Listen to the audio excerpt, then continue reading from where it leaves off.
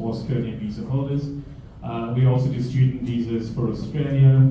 Again, like New Zealand, we do partnership visas as well, and the general visitor visas and grandparent sponsored visas, so to visit relatives in Aussie.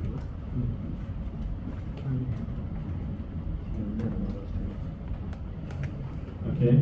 As I mentioned, the differences, no job offer pathways for the general skill migration for Australia, which is absolutely fantastic. Meaning you can actually remain here, have us lodge your permanent residence application, and then once it's issued, go over to Australia. Age is a difference. New Zealand, it's slightly higher. Obviously, you need to be 55 or under. Australia, you need to be 44 and under. Once you turn 45, you won't be able to apply for residence in Australia, unfortunately. Cost is a bit of a difference as well, unlike New Zealand, where they charge one residence visa application fee for a family. With Australia, it gets slightly more because they charge per family member in the application. We still lodge one application for everyone, but they are charged individually. Extra steps and complexity, very much so. One of the main reasons people do use migration agents, especially for Australia, is there are quite a few steps to get to before actually applying for permanent residence. So whilst we don't need a job offer, we do need to go through a few loops and hoops before we can actually continue. Time frames as well, depending on the type of visa we have, can actually differ. Typically speaking, your general skill migration visa can take 10 to 12 months from start to finish. Sometimes it could go up to 15 months, but it depends on the complexity of the case and the kind of visa you are working on. So the three main subclasses we work on, this is the for permanent residence.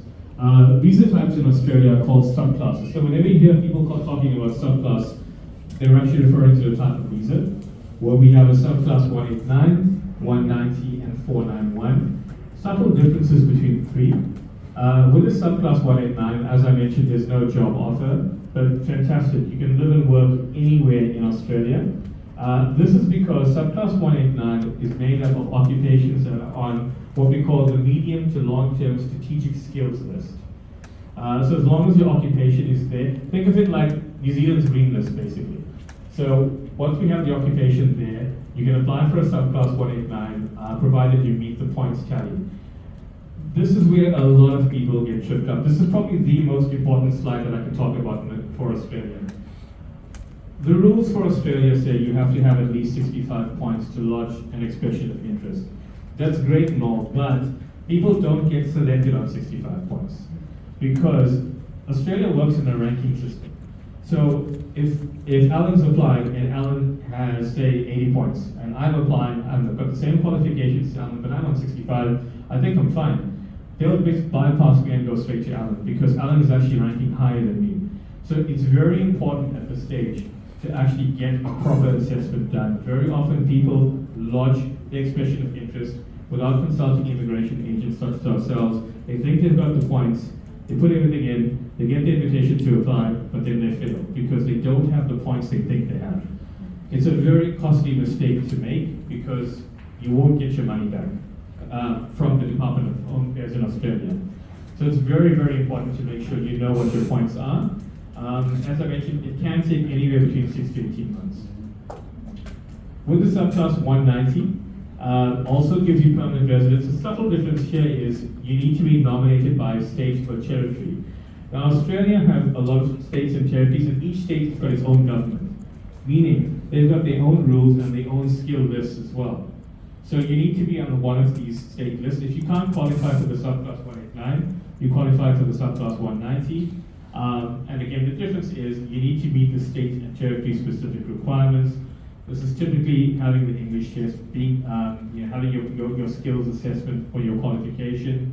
But importantly, unlike the 189 where you can live and work anywhere in Australia, for the 190 you've got to commit to that state or territory for at least 2 years. You don't have to remain in the same occupation, but you've got to live and work there for 2 years. And then once you've done that, your conditions are then lifted, and you can move around Australia if you like.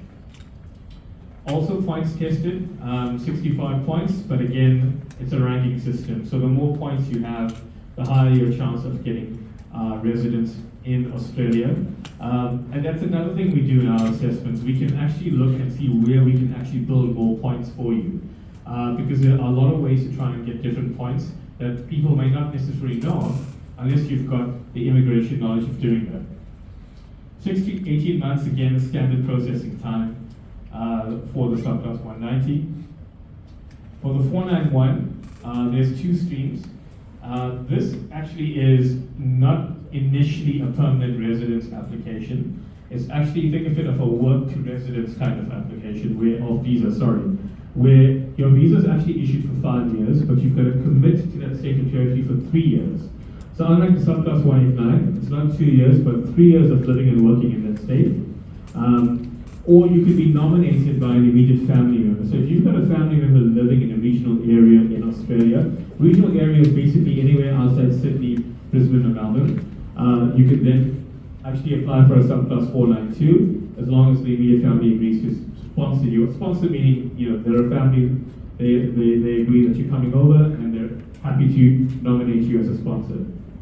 As I mentioned, you've got to commit to the region for 3 years. It's also points tested. Slightly lower threshold in terms of, in some cases, Australia does select applicants around 70, 75, depending on your occupation.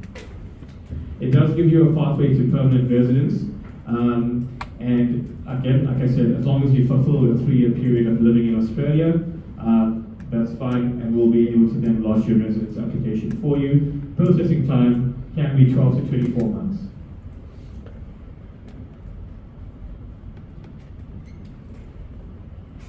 So as I mentioned, no job offer for the 189, 190, or 491. The one thing that all three of these visas have in common is we have to do a skills assessment as the very first stage. So remember when I started off, I said it's much more complex, more steps than New Zealand.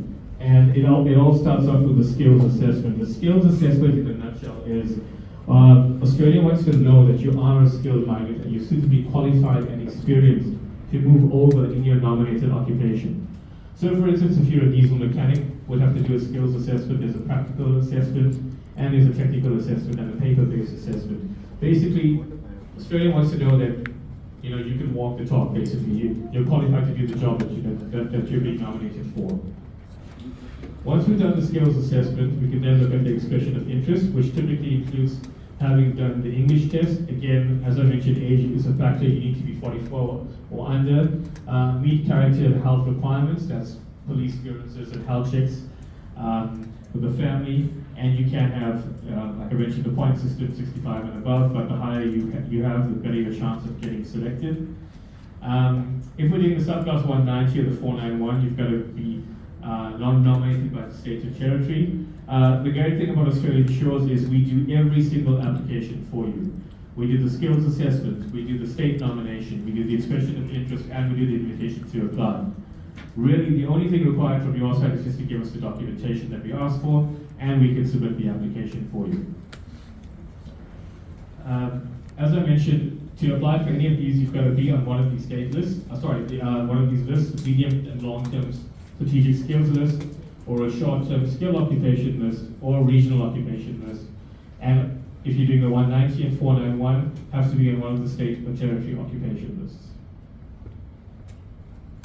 So very quickly, I can do a case study here for you. So if we're looking at Olive, who's an engineer and married, and he actually qualifies for subclass 189, which is great for him because, again, he doesn't need a job offer. He'll get permanent residence immediately and he can live anywhere in Australia. And the reason why we can get it for him is if you look at these categories here, he's 39, so he'll get 25 points for age. He's actually got a bachelor's degree, so he's going to get 15. He's got 8 years of post-qualification work experience, gives him another 15 points. He managed to get superior English in Australia, unlike New Zealand. New Zealand doesn't give you points for English, but Australia you can boost your points depending on your English test. So in Ahmed's case, he's got a good 20 points for English. His partner gives him 5 points because the partner can also do an English test and you can get the 5 points from the partner. So he gets a good 80 points and he would be selected for permanent residence. So he'd be selected for an invitation to apply and we can lodge it and he would get permanent residence. So all of this happens for him while he's still here. He hasn't moved from Dubai, he hasn't gone anywhere. we've lodged the application in the background, and we get the visa, and we let him know his permanent residence is issued.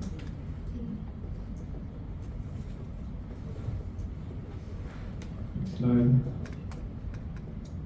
Sorry, I think this is Patrick. Yeah? Oh, there we go. Sorry. Yeah. Okay, Kamal's another case example. He'll qualify for the 190 because he's not on the 189 list. But again, doesn't require a job offer.